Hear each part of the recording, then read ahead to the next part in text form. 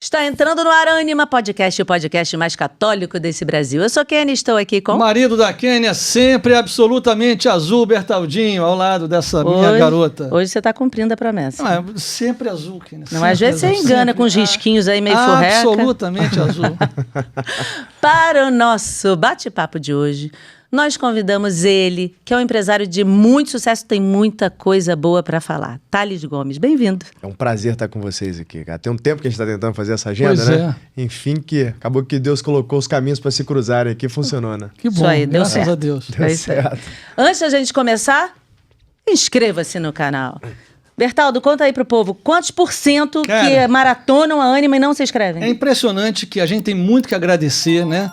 A Ânima hoje é o podcast católico mais visto, mas 61% das pessoas, não é, que maratonam a Ânima não são inscritas no canal. Eu não sei porquê. Olha aqui, aperta o botãozinho, me deram até agora uma plaquinha que não é nem de papel mais. Para ficar mais bonito. Certo? Então, por favor, elegante. Aperta o botãozinho aí. Inscreva-se no canal. Inscreva-se no canal, por favor. Isso, e falar da nossa querida loja Ânima. Loja animaoficial.com.br, com tantas coisas lindas, com tantos produtos, imagens, bíblias. Aqui, olha, tem Bíblia. Você não tem Bíblia ainda, gente? Não pode, tem que ter Bíblia. Outro dia me perguntaram, quem é uma Bíblia confiável? Falei, a Bíblia Ave Maria. Tem de capa de couro, tem essa, que é mais molinha, que é a primeira Bíblia do Brasil, né? A primeira Bíblia do Brasil. Então, vale e assim, muito a pena. E assim, pra ter Bíblia não é pra estar na estante, aberta com aquela fita vermelha linda, não, cheia de poeira, não, tá? A tua Bíblia tem que estar marcada, tem que estar riscada com caneta, do teu estudo bíblico, você tem que conhecer a palavra de Deus. É isso aí. E temos também o livro Fátima, entre tantos outros livros maravilhosos, aqui, escrito por mim e pelo Bertaldo, contando toda a história ali de Nossa Senhora de Fátima, o que aconteceu, quando ela apareceu, o que ela disse para os pastorinhos. Tá faltando botar aí, mas é verdade, é verdade. Isso aqui é presente para o nosso querido convidado. Muito obrigado. Adorei. Muito bem, gente. Olha, o Thales Gomes, ele fundou Easy Taxi e fala Singu? Singu, de singular, é. Singu, palestrante, autor do livro Nada Easy, fundador e presidente do G4 Educação e o principal é que ele é casado com a Marcela. É isso aí. É isso aqui. Esse é o grande achievement da minha vida. É verdade. Tanto que demorou 37 anos para chegar lá. Né? Você estava escolhendo bem, né? Exatamente. Escolheu bem. Ele vai ver cada vez mais que é o ativo que você tem. Eu tenho certeza. Se você tivesse assim uma carteira de, sei lá, 2 milhões de bitcoins na sua carteira, não é igual. Eu concordo. Pode ter até certeza porque vida absoluta. não tem valor, né? Não tem. Já começa por aí, né? Então, assim... O papo mais cafona que eu acho é aqueles caras que fazem conta de quanto que custa um filho, sabe? Nossa, isso é horrível. Isso é tão cafona. É. Na verdade. Isso é horrível. Quer dizer, você tá botando valor numa vida? Ou seja, se alguém pagar isso, quer dizer que pode levar teu filho, então, né? Então... Você tem toda a razão. É isso aí. Mas vamos fazer assim, vamos começar do início. Para quem não te conhece, ou te conhece assim da mídia, mas não conhece a sua vida. Ou conhece as polêmicas, Sônia? As polêmicas, vamos chegar nas polêmicas. Mas eu acho legal também contar a história de sucesso. Porque você era um menino de carangola, do chão de terra batida. Exatamente. Um menino simples. Exato. E que faz um baita de um sucesso, um empresário com muito sucesso. Então, assim, eu acho que esse teu percorrer aí, esse caminho que você fez é muito legal. Eu acho importante as pessoas conhecerem um pouco. A minha vida é a prova da providência divina. Eu explico por quê.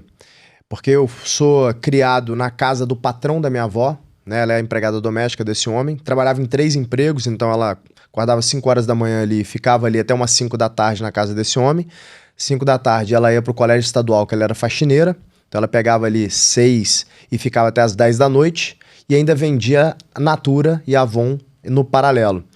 E ela voltava e dormia na casa desse homem, no quartinho de empregada. Quando meu pai se separou da minha mãe é uma cabeleireira, meu pai é policial militar, me tiveram muito jovens, acabou que eu fui morar com a minha avó, quando eu tinha meus 5, 6 anos lá.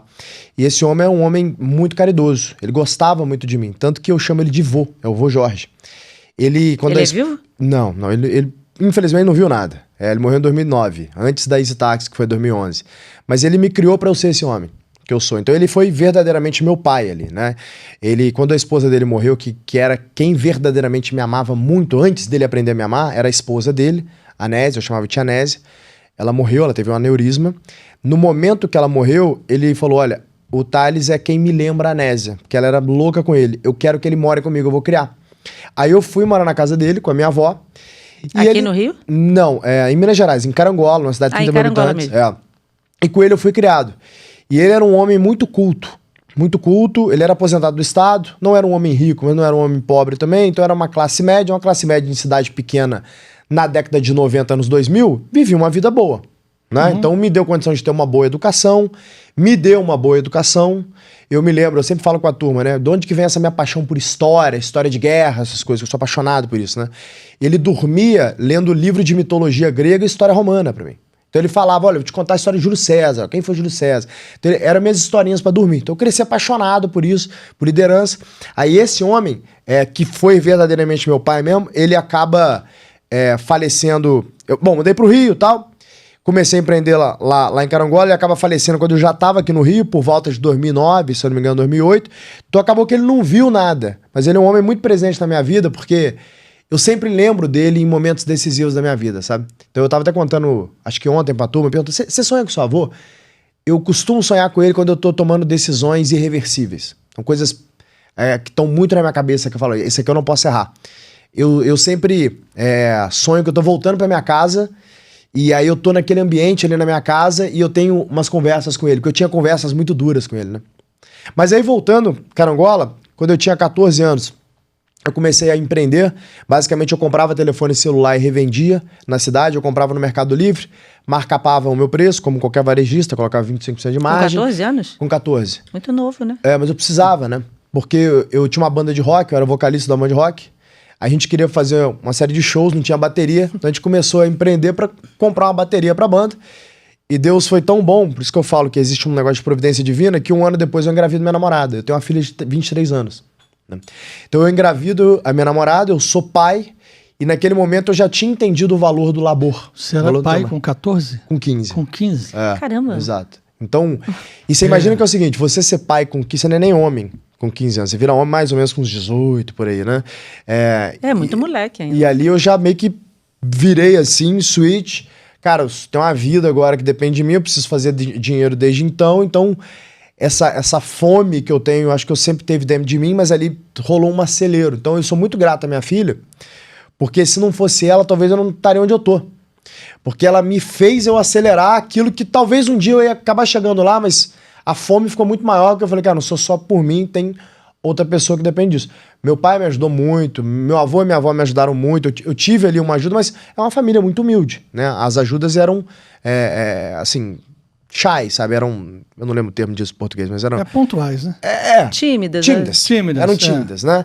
Então, acabou que eu acabo saindo da cidade depois pra arrumar coisa melhor pra fazer.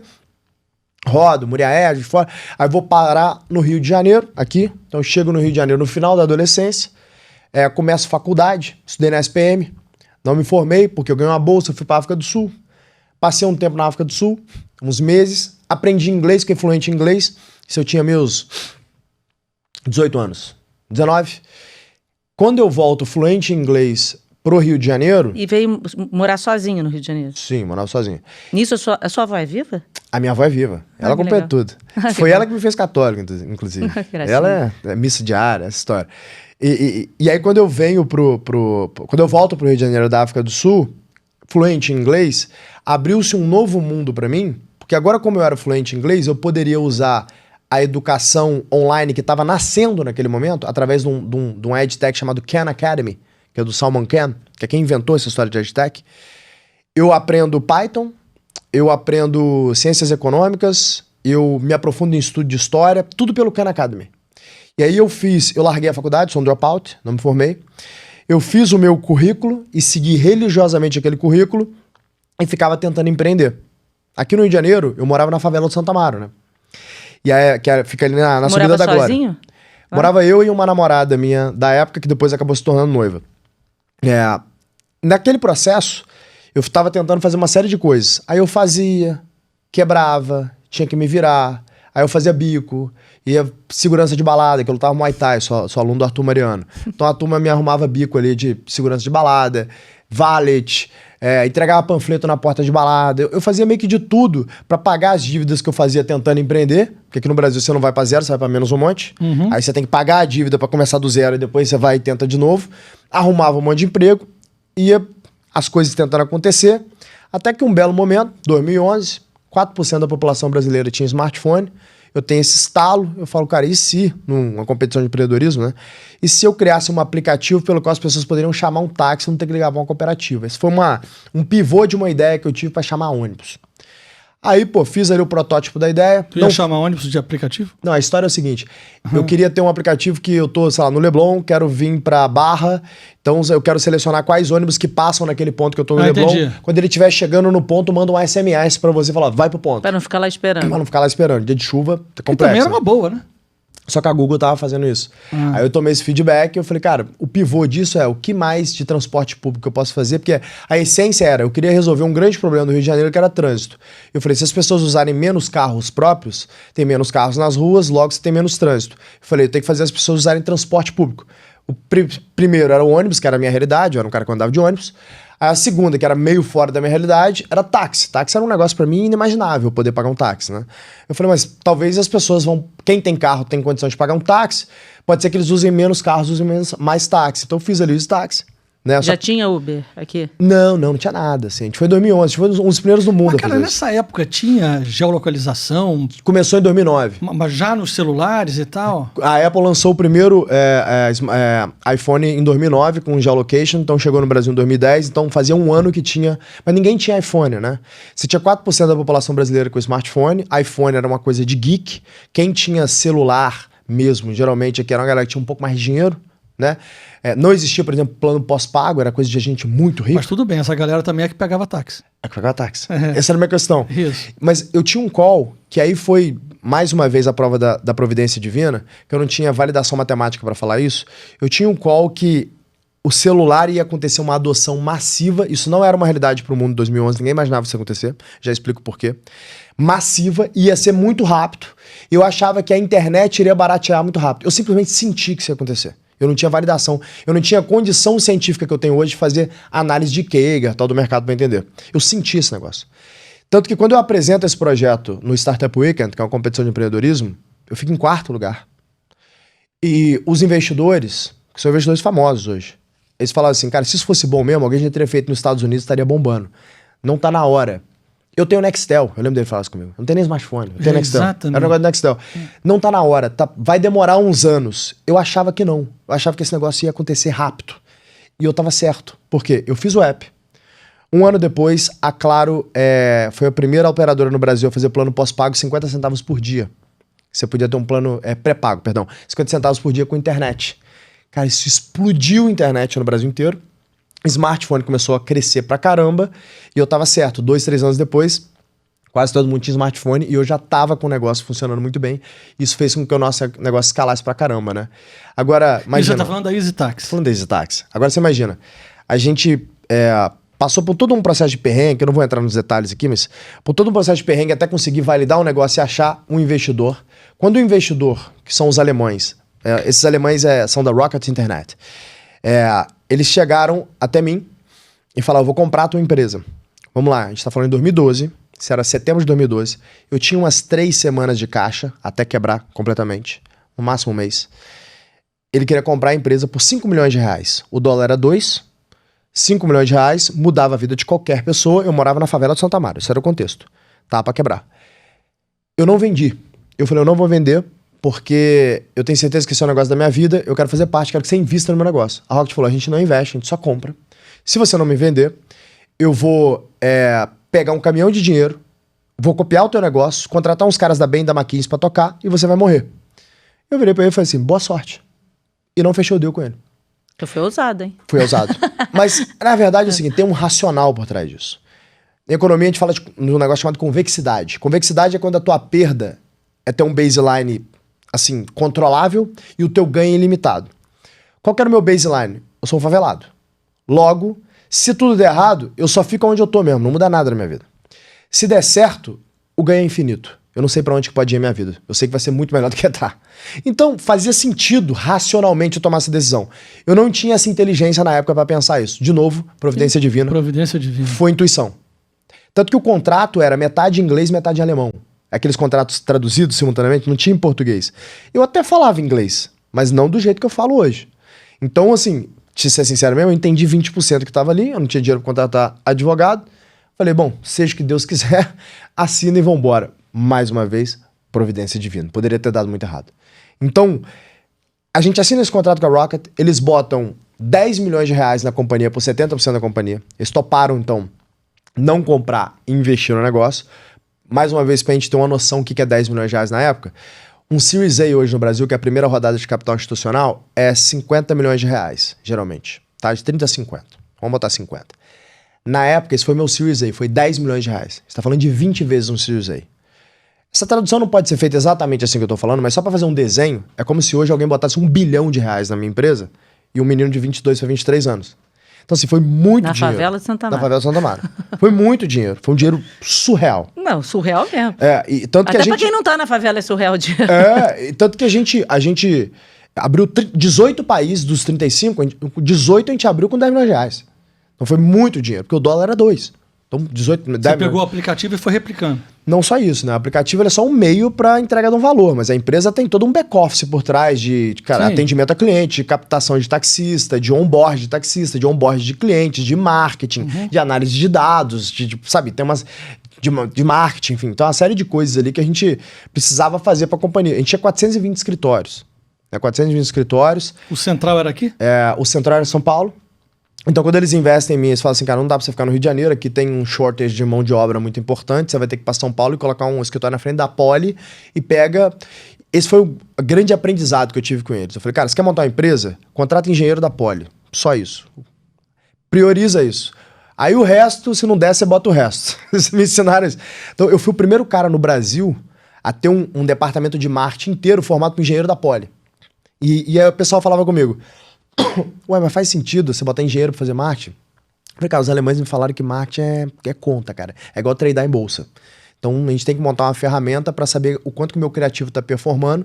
Eu tenho que ter uma curva de performance. Se eu ver que ele não vai atingir aquele baseline de curva, eu já corto e faço outro anúncio. A gente criou uma ferramenta proprietária para isso lá atrás, em 2012.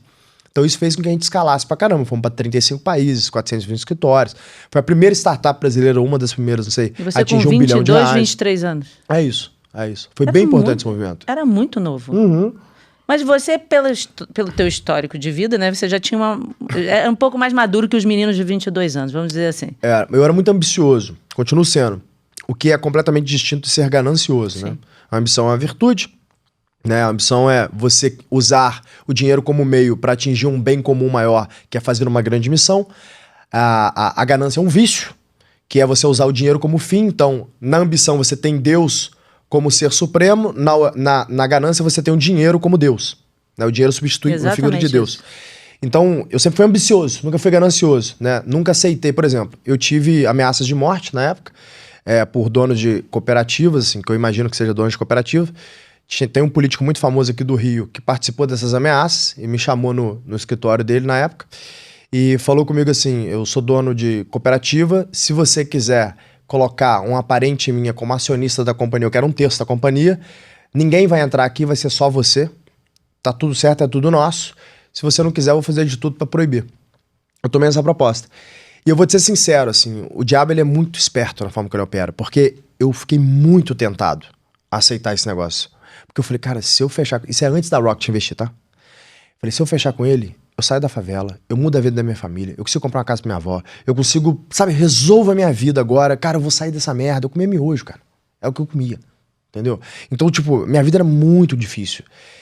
E o diabo ofereceu, esse cara ofereceu esse negócio pra mim ali. Eu falei, cara, será que eu topo esse negócio? E aí, sabe o que aconteceu? Eu falei assim, cara, minha avó trabalhava em 3 empregos. Minha avó tá sempre feliz. Ela é uma mulher sempre feliz, é sempre alegre. Como é o nome dela? Anitta, Dona Anitta. A Dona Anitta tá sempre feliz, sempre alegre. Eu nunca vi ela triste na minha vida. Nunca vi ela reclamar. Minha avó nunca reclamou. Ela não reclama. Trabalha duro, faz tudo, não reclama e é sempre muito grata a Deus. Sempre assim, graças a Deus que a gente tem comida, graças a Deus que eu tenho você. Ela é sempre assim. Aí eu falei assim, cara, se a minha avó... Se eu saio no jornal que eu tô rodando por ser corrupto, minha avó, às vezes, ela morre de desgosto. Eu não posso fazer isso. Morre tranquilo. Eu falei, eu não posso fazer isso. Morre. E aí eu falei, cara, eu não vou fazer isso nem por mim. Eu vou fazer pra minha avó. Eu vou pro caminho mais difícil. E foi a melhor escolha Dona Anitta, que coisa linda. O caminho mais difícil é o caminho bíblico. Como educou bem o neto, olha ela só. Ela fez bem, cara. É o único que funciona. Foi um exemplo pra você, né? Mas assim, quando a gente pensa na nossa vida, né? Todos os caminhos difíceis nos levam a um lugar de santificação. Todos os caminhos fáceis nos levam ao inferno. Já reparou? Sim. Ah, eu quero fazer o treino mais fácil. Vai funcionar menos. Eu quero comer fast food. Vai te engordar. Ah, eu quero dormir mais. Você vai se dar mal na vida. Sabe, tipo assim, o caminho mais difícil sempre vai te levar para um lugar melhor. Então, a vida foi me mostrando isso empiricamente, né? E eu fui escolhendo os caminhos mais difíceis. Tanto que, assim, ao longo da minha trajetória, por isso que eu falo que a minha vida é um resultado da providência divina, eu fui escolhendo os caminhos mais difíceis e chegou onde tá. Porque a EasyTax, que foi um sucesso estrondoroso, a empresa valeu R$1 bilhão, eu saí com 4% da empresa. Fui mega diluído. Por escolher os caminhos mais difíceis. Por não escolher os caminhos viçosos. Por não me aliar a pessoas que eu considerava do mal, que não tinha ali os mesmos valores que eu queria conviver. Na Singu, depois que eu vendi EasyTax e tal, fiz a Singu, que eu vendi pra Natura, mesma coisa. A Singu é uma empresa de quê? É um marketplace de beleza. Hoje, quando você vai nos aeroportos, tem uma empresa lá que faz unha, chama Blumpa. Aquilo lá é a Singu. A gente vendeu pra Natura, aquilo é da Natura. Então a gente construiu aquele negócio depois da venda da EasyTax, crescemos o negócio, virou a maior do Brasil no segmento de beleza. Então você chama uma manicura, um massagista, uma cabeleireira na sua casa pelo um app. A Natura comprou a companhia. Entramos num processo de earnout super atribulado por causa da pandemia. E eu tive uma briga homérica com a Natura porque eu apoiava o Bolsonaro. E eles são apoiadores do Lula, né? Abertamente ali, apoiadores de esquerda. E tinha um fator no meu earnout muito importante ali, que era o uso da marca da Natura. Então, quando você constrói teu CAC, teu custo de aquisição, você fala assim, cara, quais são os canais pelo qual eu vou adquirir cliente? Logo, quanto que eu preciso de dinheiro para crescer e chegar num determinado valor, que aí eles te fazem um earnout. Earnout é quando eles te pagam aquilo que eles prometeram que ia pagar pela sua empresa. Como começou a história da pandemia, e eu tinha uma visão completamente contrária da esquerda do que seria a pandemia, e agora a ciência provou que eu estava certo mesmo, eu falava disso porque eu estudava muito, eu pegava papers e lia, virava madrugada estudando. Falei, gente, isso aqui é uma manipulação gigante, tem parte de verdade, mas tem parte que está muito errado. Tipo, eu era contra lockdown, era contra, cara, você sair tomando qualquer vacina sem saber o que você tá tomando, eu era super contra esse negócio. E falava abertamente sobre isso, porque eu sempre vi que, na época eu não chamava de missão divina, hoje eu entendo que era, eu falava, cara, se eu tenho voz, eu tenho que falar a verdade para as pessoas, né? Porque talvez eu não mereça essa voz se eu não falar a verdade. E, de novo, o caminho mais fácil é você ser, cara, de esquerda, falar mentira, pregar o vício, né? O caminho mais difícil no Brasil é você ser uma pessoa de direita, conservadora, falar das verdades, né? Falar de virtude. Isso é sempre o caminho mais difícil. As pessoas começam a te excluir, a mídia te exclui, você é atacado, o Ministério Público te persegue. Essa é a vida que eu escolhi. E aí deu problema com a Natura, porque a Natura falou, você não pode usar a marca da Natura, porque a gente não concorda com esses discursos seus, mas no contrato tava que eu podia. Então, cara, deu uma puta de uma briga com a Natura, ao ponto de quando a gente foi vender a empresa pra Natura, tava chegando num ponto que era o seguinte, pô, se eles não conseguissem, de alguma maneira, me prejudicar, não ia acontecer o earnout. Aí todos os meus funcionários e os meus acionistas iam ser prejudicados. Sabe o que eu fiz? Eu abri mão de 100%. Eu falei, não precisa me pagar R$1. Eu dou todas as minhas ações para meus funcionários e para os meus acionistas que investiram antes, vocês pagam eles. Aí saiu a venda. Eles só queriam me prejudicar. De novo, eu escolhi o caminho difícil. Quando eles investiram em mim, a conversa era, cara, conversa de corredor, né? Por quem sabe um dia você não pode ser um presidente da Natura. Essa era a conversa. E aí quando eles descobriram quem sou eu, né? Eu falei, cara, que erro que eu cometi. De que lado você está? Que erro que eu cometi. E aí teve esse problema. Então, assim, agora pra você ver, a gente chega no G4. G4 hoje é a maior plataforma de solução para pequeno e médio empreendedor no Brasil. A gente tem 55 mil empresas que conjuntamente ano passado, vocês são uma delas, né? Conjuntamente ano passado vocês fazem parte de um grupo que gerou 3,7 trilhões de reais de receita. Então uma parte relevante da economia brasileira está dentro do G4. Vocês fazem parte de um grupo que gerou 756 mil empregos nos últimos 6 anos, que é o que a gente tem de vida. A companhia esse ano vai faturar R$500 milhões, gera 100 milhões de caixa.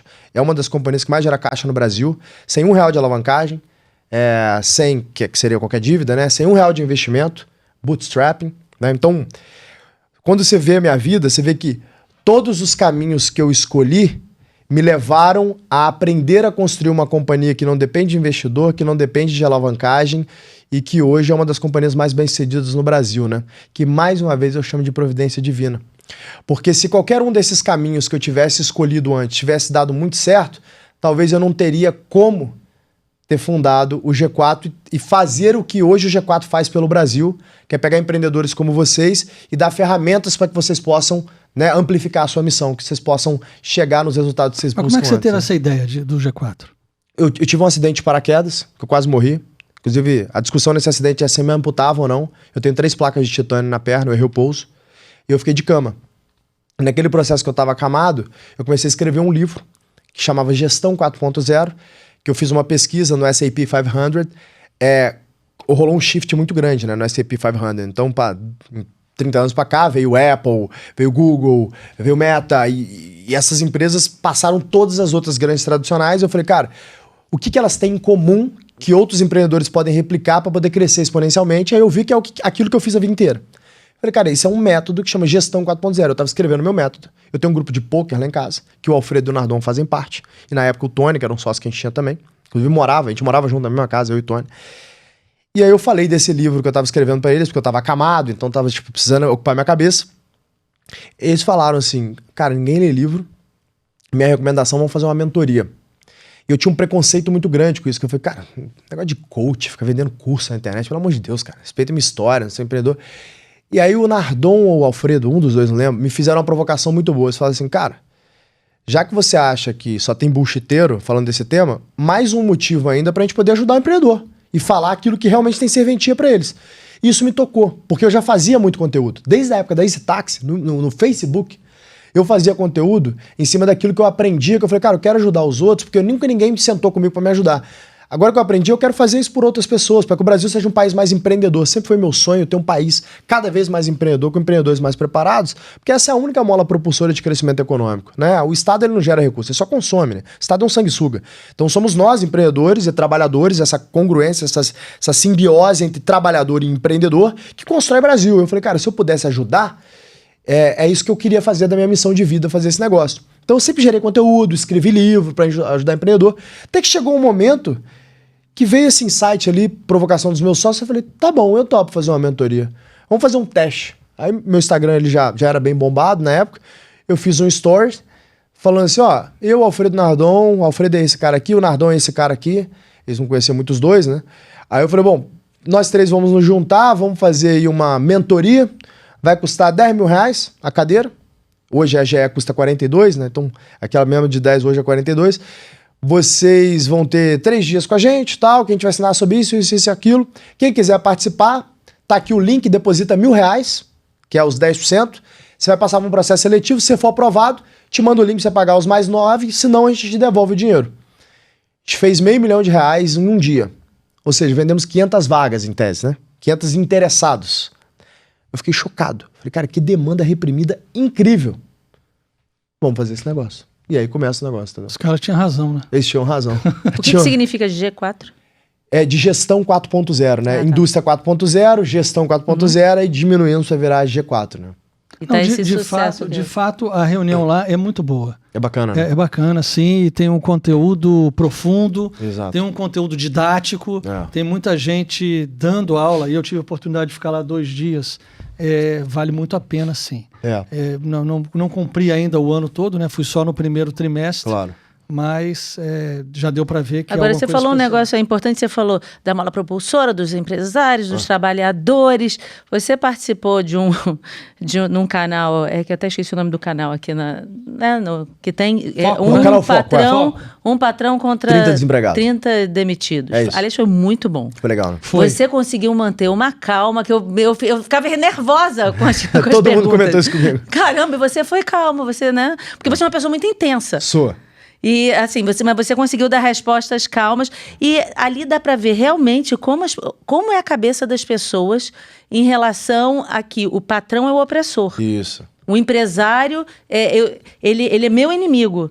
Ele tá contra mim, não ao meu favor pra gente plantar caminhar. isso, Mas né? essas pessoas são vítimas. Essa que é a verdade, assim. Elas são vítimas de um sistema educacional que foi cunhado ali no modelo socioconstrutivista, né? Paulo Freire.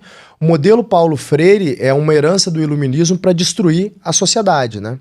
Então, eles cumpriram muito bem o papel, né? É um modelo do mal. Porque quando você pega a educação clássica, que vem do trivium e do quadrivium, né? Você tinha uma divisão ali importante para ensinar as pessoas a pensar logicamente, a formar opiniões e comunicar bem, estruturar bem o que elas estão comunicando.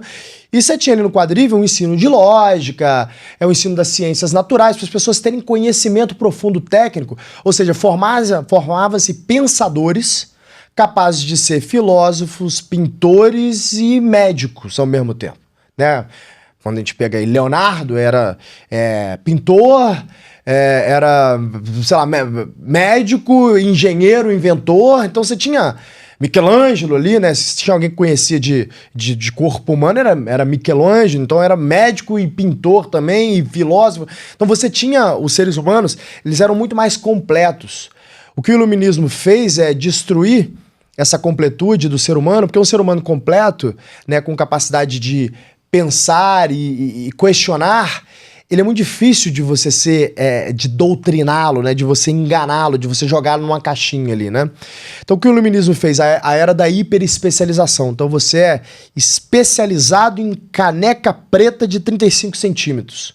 Ou seja, essa pessoa virou uma ameba, ela só sabe fazer aquilo, só sabe pensar aquilo, e todo momento quando você vai proferir qualquer tipo de discurso ou dar alguma opinião, o que a pessoa geralmente, que não tem muito conhecimento, vai fazer com você? Questionar o teu diploma, né? Mas você é formado em filosofia para falar isso? Mas eu preciso ser, eu não posso ter lido e aprendido? Qual a diferença? Né? O que é uma formação, se não um conjunto de leitura que você tem que fazer com alguém te explicando alguma coisa? O que muda se eu posso aprender por mim mesmo? Né? Então, o que acontece é que a educação Paulo Freireana, né, socioconstrutivista, fez com que essas pessoas tivessem opinião sobre tudo no mundo, mas profundidade sobre nada, e que ela não tivesse mais senso crítico de verdade. Ela acha que ela é formada num senso crítico, mas pelo contrário, ela é doutrinada à antiverdade. Né? Então, eu acho que isso, infelizmente, causou um problema sério na sociedade. O que a gente viu ali no Quanto os 30 Demitidos é uma realidade. A turma falou, isso é o Brasil. Aquilo ali, na minha visão, que saí de Carangola, é Playboy, que é a turma de São Paulo. O Brasil mesmo é Carangola, é Quixeramobim. O Brasil é isso aí, bicho. O Brasil é Volta Redonda. Isso é o Brasil, não é São Paulo. São Paulo, a turma vive ali com 3, 4 salários, é Playboy. 80% das famílias brasileiras, 90%, aliás, das famílias brasileiras, famílias, 3 membros, vivem com menos de 10 mil reais. Metade da população brasileira, das famílias, vivem com 1 salário mínimo. Esse é o Brasil. Então o Brasil é muito pior do que aquela turma viu ali. O que a turma vê ali são pessoas que têm acesso à internet, que têm smartphone, que conseguem se vestir, que conhecem o que é um restaurante, que não passaram fome. Aquilo, na minha visão, de novo, de alguém que vem da roça e que já passou fome, aquilo é Playboy, certo? Então isso, o que assusta muito mais. Então o que eles estão fazendo ali, eles estão replicando aquilo que foi ensinado para eles. Olha, é injusto que uma pessoa tenha 10 milhões de reais e que uma outra passe fome. Quando você pensa, você fala assim, faz sentido que essa pessoa está falando. Realmente, se ele tem 10 milhões de reais, por que ele não pode pegar 100 mil e dar para aquela pessoa? E esse argumento faz sentido, porque a caridade é uma virtude importantíssima, teologal inclusive, né, que deve ser exercida por nós. O problema dessa lógica é que se você enforce essa pessoa a pegar um percentual do que ela ganha e obrigatoriamente você tem que dar para mim enquanto Estado, deixa comigo que eu cuido dessa pessoa, bom, você tem vários problemas de segundo e terceiro nível. Primeiro que esse dinheiro dificilmente chega lá, né? Porque a gente vê, hoje existe um processo de corrupção endêmica no Brasil. Bom, o Brasil arrecadou 3 trilhões de reais, só esse valor daria para poder acabar com a pobreza no Brasil 80 vezes, né? E por que existe pobreza então? Porque o problema não é dinheiro, o problema é estrutural. Né? O Estado, ele não foi feito para cuidar das pessoas. A República, ela é feita para cuidar de uma oligarquia. Ele cuida dos amigos dele e é o que sobra eles jogam ali só para garantir que vão ser reeleitos, né? E aí o que acontece? Você pega um negócio que é verdade, que a caridade deveria existir. Nós que somos mais abastados, a gente tem uma obrigação moral de fato de ajudar outras pessoas, só que eu não posso enforce isso, tem que ser algo natural, tem que ser uma virtude. Não pode ser uma regra. Se for uma regra, o produtor de capital, o que ele faz? Ah, é? Então quer dizer que você quer pegar 70% do que eu ganho? Tá bom, vamos dar de país. O dinheiro vai embora. Né? É o que aconteceu da Venezuela, que já foi um país riquíssimo, um dos maiores produtores de petróleo do mundo, e olha o que acontece hoje, as pessoas comem cachorro, né? Cata lixo na rua, e o dinheiro foi embora da Venezuela. Então, essas pessoas, elas pegam isso e falam assim, cara, essa é uma lógica de base layer, que as pessoas não conseguem descer e ver as consequências dessa lógica. Então, eles repetem esse playbook, né? E aí o que eu tentei fazer com eles ali, por isso que as pessoas falam, por que você estava tão calmo? Eu falei, porque eles não são meus inimigos, eles são meus aliados. O meu inimigo é o mesmo inimigo dele, que é o Estado. Ele que é o culpado daquelas pessoas estarem naquele estado. Então, por que eu vou pegar alguém que está precisando de ajuda e bater numa pessoa dessa? Não, você é imbecil por causa disso, humilhar essa pessoa intelectualmente. Não faz sentido. É mais importante eu falar assim, deixa eu te mostrar que você está achando que o teu empregador é teu inimigo, deixa eu te mostrar quem é o inimigo de verdade. O inimigo de verdade já tributa a gente quase 50%, né, dos nossos... Vai tributar o dividendo agora. E vai tributar o dividendo que já foi tributado. Né? Já foi tributado, exatamente. Então é tributação em cima de tributação. O Brasil vai ter a maior taxa efetiva de tributos do mundo. Então eu costumo dizer que a gente paga impostos níveis países escandinavos, agora maior, né, do que países escandinavos, e tem serviços somalianos, né? Educação, segurança. Eu tenho segurança 24 horas, ando no carro blindado, minha casa tem segurança. Por quê? Porque o Estado não consegue fazer o básico de eu poder dormir tranquilo na minha casa sem segurança privada. Né? Então por que eu pago imposto? Né? Educação. Eu não posso colocar meu filho na escola pública. Por quê? Porque isso é deplorável. É uma escola de formação deplorável, né? E, pior, destruição intelectual, formação ideológica. Destruição intelectual. Eu não posso colocar os meus filhos. Então por que eu pago imposto? Se eu não tenho educação, saúde eu tenho que ter plano. Eu não posso confiar em hospital público. Segurança eu não tenho, eu tenho que ter segurança privada. Cara, qual é o valor que eu estou retirando desses impostos que eu pago? E tem um negócio no Brasil que é ainda mais injusto com o pobre, que é o imposto sobre consumo. Porque eu pago o mesmo preço dessa caneca, mesmo tanto de imposto nessa caneca, para comprar essa caneca, que uma pessoa moradora da Rocinha também paga, que mora no barraco de pau. Isso é muito injusto. Eu prefiro que taxe dividendo e tire todos os impostos sobre consumo. Aí a gente começa a conversar sobre uma coisa que fica um pouco menos injusta. Né? Então, eu acho que o resultado ele foi muito bom, porque o Brasil inteiro que assistiu, muita gente assistiu... Não, foi muito bom. Chegava pra mim e falava assim, cara, eu entendi o que você tava falando, eu sou funcionário, mas eu concordo com você. Eu não gosto da mentalidade daquelas pessoas. Sabe o que eu essa semana passada, eu paguei tanto imposto aqui, mas tanto imposto. É uma dor. Eu fiquei pensando assim, meu Deus, esse dinheiro não vai chegar para essa pessoa. Não chega. Não vai chegar. Não chega. Assim, eu paguei INSS, eu paguei FGTS. Falei, olha, não vai. Isso aqui vai quebrar esse troço todo. Exato. E eu podia estar dando para a pessoa esse dinheiro e pronto, tá desse jeito. E é o que eu faço, assim, eu apoio algumas instituições que eu gosto, né, Gerando Falcões, Fundação Estudar, que são instituições que fazem um excelente trabalho, faço algumas coisas na física também para pessoas específicas. Acho que praticar a caridade é uma obrigação moral. Nós temos que fazer. Né?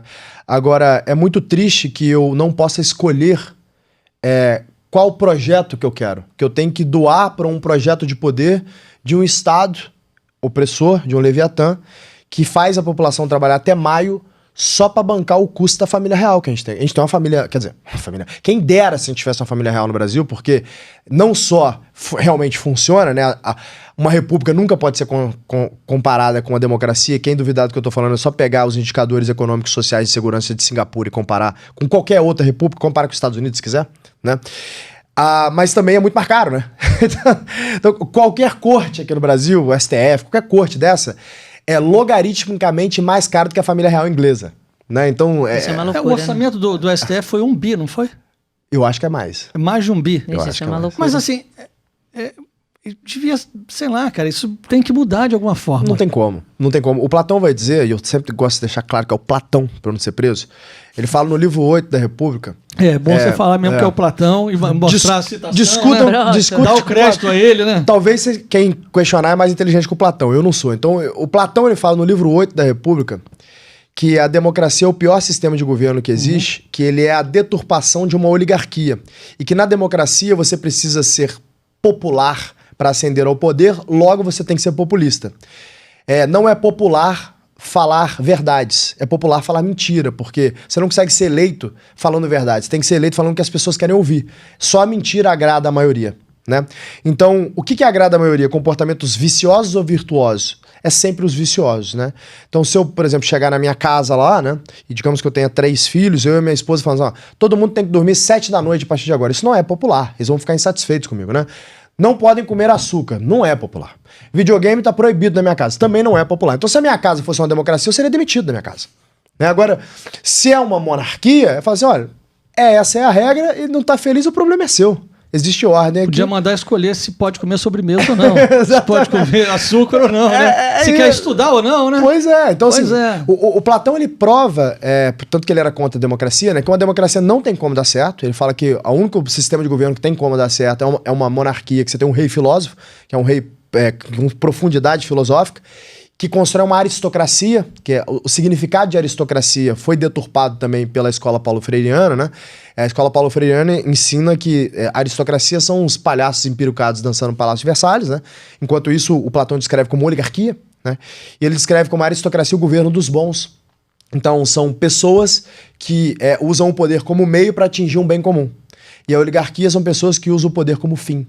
Então, o oligarca é aquele que participa do processo de corrupção, né, que compra governos, são os amigos que a gente chama de amigos do rei aqui no Brasil, né? Já o aristocrata, não, geralmente é quem hoje perseguido pelo Ministério Público, perseguido pela mídia. Eu tenho uma heurística muito fácil para viver a vida hoje. Como eu trabalho muitas vezes eu não tenho tempo mais nem de ler notícia. E, sem ser bem sincero, eu tenho até preguiça, porque tudo que eu leio ali, 90% é mentira, então eu nem perco mais tempo. Aí o que eu faço? Quando eu quero saber o que está acontecendo sobre algum assunto, eu vejo o que a mídia está falando. Se a mídia está indo a favor, eu já sei que eu posso ir contra, não preciso nem pesquisar. Repara pra você ver, não tem um tema que a mídia vai pro lado do bem. É sempre pro lado do mal. Nunca vi, cara. Não tem todos os temas. Mas por onde ela é alimentada? Quem é que financia ela? Quem financia ela são os oligarcas, né? Pronto, então tá aí. A própria surgimento da República, a República surge de um golpe, né, militar, 1889, então o exército brasileiro estava voltando da luta contra o Paraguai, e aí ele volta muito desprestigiado, ele queria mais prestígio, né, cabeça de oligarca, e aí Princesa Isabel, que era uma mulher super virtuosa, né, que poderia ter sido a imperatriz brasileira e ter mudado o rumo de Brasil, ela decide abolir a escravidão, graças a Deus, né, faz isso, é um ato muito nobre. Só que a oligarquia no Brasil era formada pelos fazendeiros. Quando você abole a escravidão, o que acontece com a margem dos fazendeiros? Você destrói as margens. Que a fazenda, basicamente, o custo muito ali, além disso, é o OPEX. É mão de obra. Então ele coloca um custo que não existia, que era um custo muito maior de mão de obra ali para os fazendeiros daquela época. Essa oligarquia, então, se junta com a outra oligarquia, que eram as Forças Armadas, expulsam a família real do Brasil, inclusive o bisavô, tataravô, sei lá, do Fernando Henrique Cardoso, queria fuzilar a Princesa Isabel e Dom Pedro II. Isso eu não sabia, não. Ele queria fuzilar. Eles foram expulsos, escortaram ele até o barco, falaram, vai agora, não pega nada, deixa eu tu para trás, não, a gente vai se fuzilar. Vem do Fernando Henrique, essa linhagem. Então, a oligarquia... Eu gostei dessa linhagem. Essa Vem linhagem. dessa linhagem. É isso aí. Essa é a linhagem da República Brasileira. Né? Então a República nasce de um golpe, era mega impopular, a República, tanto que a história era, vamos fazer aqui a República, daqui a 3 anos vamos fazer um referendo, e aí a população decide o que ela quer e o que ela não quer. Né? Isso é 1889, né? Quando que foi feito o referendo? Não lembro. Quanto que o Dormetran falou mesmo? Foi 94, sei lá. Não, 2008, não sei. O referendo foi feito agora, 100 e tantos anos depois. Né? A Dormetran me contou essa história num jantar, uns 15 dias atrás, só que eu esqueci exatamente a data. 100 e tantos anos depois foi feito o referendo e não ficou tão longe não, viu? E olha que a gente foi... Vamos lá, a gente tá falando de diversas gerações, né? Que foram o cérebro corroído pelo iluminismo, pregando uma mentira de que a República é o justo, que vem... É uma herança que vem lá da Revolução Francesa, né? E que, bom... Olha a França hoje, né? Tem um ditado muito engraçado, né? Como diriam os franceses, à la rue Akbak, né? Olha o que virou a França, né? Então, assim, alguém quer ser a França? Eu não quero. Então, o que acontece é que quando você pega uma monarquia, você vê que existe ordem ali, né? Existe estabilidade. Então, você tem governos estáveis, você tem projetos de longo prazo. Né? Tanto que Dom Pedro II... ele era um imperador respeitado mundialmente pela sua intelectualidade, pela sua profundidade intelectual, pelo seu conhecimento cultural. É um homem que falava diversas línguas, que se relacionava com monarquias do mundo inteiro. Muito culto. Foi quem realmente tirou o Brasil ali de ser um país puramente agrário e começar o processo de industrialização de Brasil. Naquela entoada que surge Barão de Mauá, que proporcionalmente seria o que era Elon Musk, né? Então a gente esquece os nossos heróis. Barão de Mauá, cresceu aqui no Rio, né? Ele fez a primeira iluminação elétrica aqui na cidade do Rio de Janeiro, veio da empresa de Mauá. Primeiro estaleiro, né? Ponta dos Ganchos, se eu não me engano. Acho que é Ponta dos Ganchos. Primeiro estaleiro. Primeira ferrovia conectando o Brasil aos portos, o interior do Brasil aos portos. Foi na Inglaterra captar dinheiro, inclusive com os Rothschild, para poder trazer para cá, para poder fazer. O primeiro banco, o Banco do Brasil, foi fundado por Barão de Mauá. Primeiro jornal do Comércio. Ele era o Elon Musk. Era o grande inventor naquele momento. Isso surge tudo naquele momento, né? Então você vê que o iluminismo ele foi destruindo os seus heróis e promovendo os anti-heróis, os inimigos do Brasil, né? Então, hoje é normal. Então, hoje, quem que é bem falado na mídia? São os globais, são os artistas, né, de esquerda. São inimigos. Eles são inimigos do Brasil. Que diga de passagem, eu não vi nenhum deles falando do aumento estratosférico de queima na Amazônia. Não, isso não tem. Por que teria, né? Mas aumentou. Muito. E muito. E muito. Eu não vi nenhuma musiquinha, né? Nenhuma Nenhuma musiquinha. Salve a Amazônia, não tem mais. Salve a Amazônia. Agora por quê? Só salvava a Amazônia no Bolsonaro. Agora tá queimando mais e o pessoal não quer salvar a Amazônia. Nunca foi sobre a Amazônia. Nunca foi sobre a pobreza. Foi sobre a Amazônia. Por exemplo, você viu algum protesto não, alguma comemoração pelo fim da guerra em Gaza agora? Acabou, né? O Trump acabou com a guerra, né? E, inclusive, falaram aí, né? Perguntaram ao responsável, ao presidente do conselho lá do Nobel Prize, e falou assim: o Trump resolveu a maior guerra do mundo nesse momento, ele vai ganhar o Nobel Prize. Ele falou: não, aqui só ganha quem é do bem, promove o bem. Falou uma história assim, e o Yasser Arafat, né? Aquele ditador, foi Nobel Prize, né? Então, assim, tudo ao contrário, né? Ao contrário. A ONU é a maior inimiga do mundo. Né? Porque ali não acabou só com a guerra de Israel e Palestina. Ali acabou com uma guerra... Conflito Oriente Médio e Europa. Inteiro.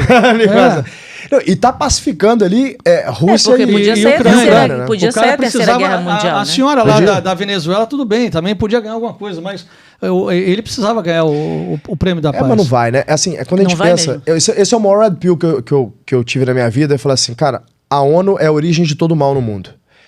E aí, por que é isso? Olha as decisões que a ONU vai a favor. São sempre as decisões viciosas, nunca são as virtuosas. A ONU está sempre do lado do mal. Ela nunca está do lado do bem. Repara pra você ver. Sempre do lado do mal. Então, quando você começa a ver, você fala assim, cara, existe uma guerra espiritual, isso é bem claro. Né? Existe a guerra pela alma das pessoas. Se a gente acredita que existe Deus, tem que acreditar que existe o diabo. E a minha visão é que a ONU é onde o diabo senta ali como presidente do conselho. Todas as decisões que levam o mundo para o caos e para a guerra e para a desordem partem da ONU. A ONU que coordena essa história. Né? Então, quando a gente começa a entender essas coisas, a gente fala assim, cara, realmente é até fácil viver uma vida virtuosa. É só fazer tudo ao contrário do que o que as pessoas chamam de senso comum dizem. Senso comum nada mais é do que o consenso da mídia, né? Abre o Globo, tá lá assim, tomar água faz mal pra saúde. Tome água, pode ter certeza que faz bem. Eu tenho certeza.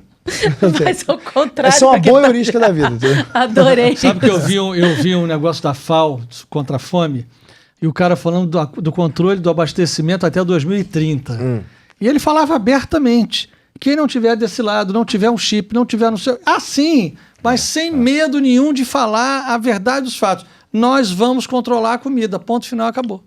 Bom, eugenia, né? É isso, né? Então, controle de natalidade, né? Aborto, são pautas, inclusive apoiadas pela ONU, né?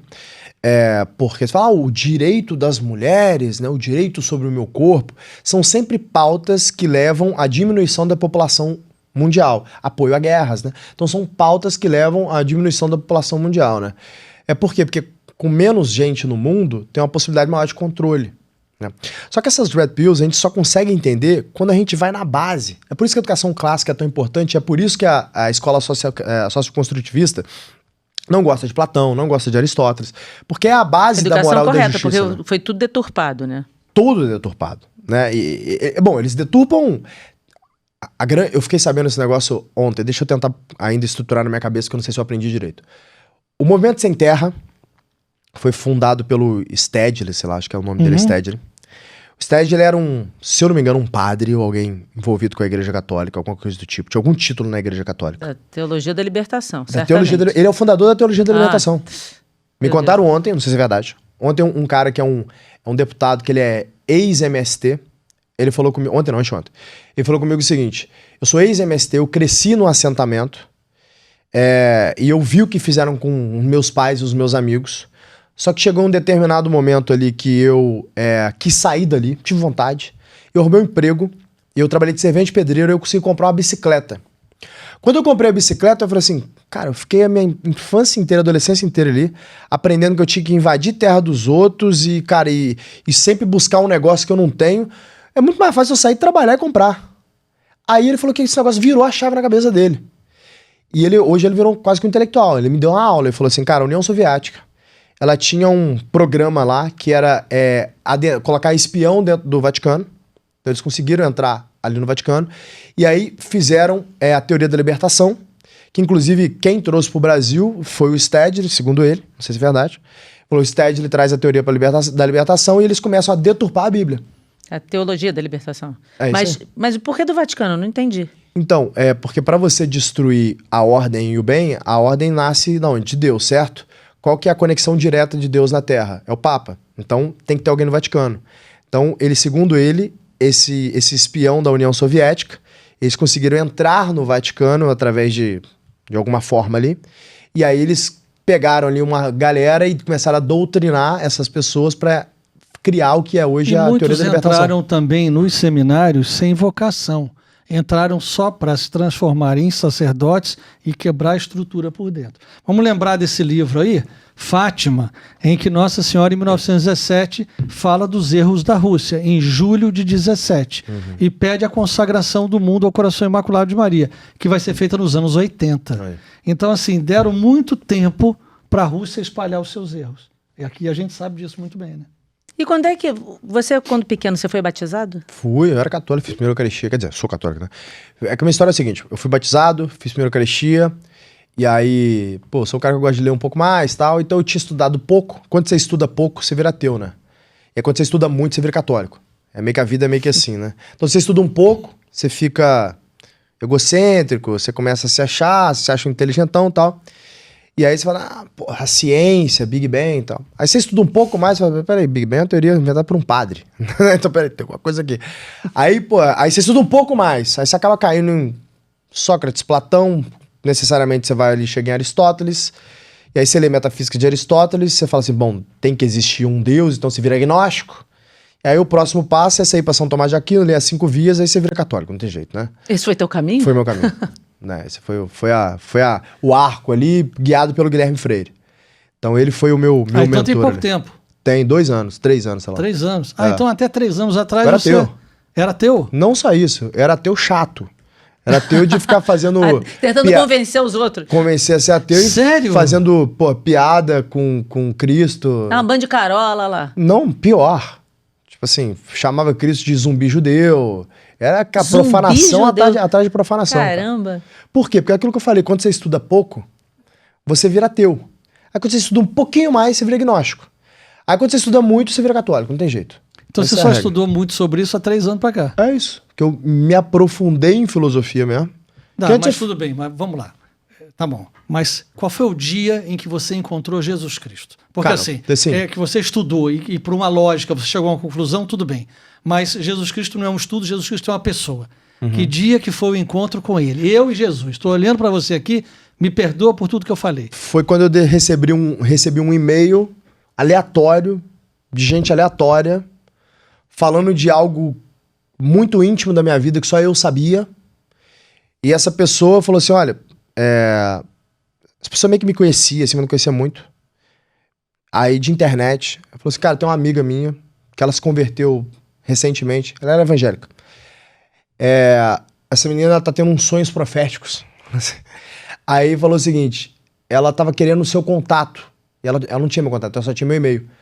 Eu vou te repassar a mensagem que ela passou, não sei se vai fazer sentido na tua vida. Aí o e-mail eu falei, cara, é Deus falando comigo. Tipo, e realmente era uma parada que eu precisava ler. Que era Deus falando comigo.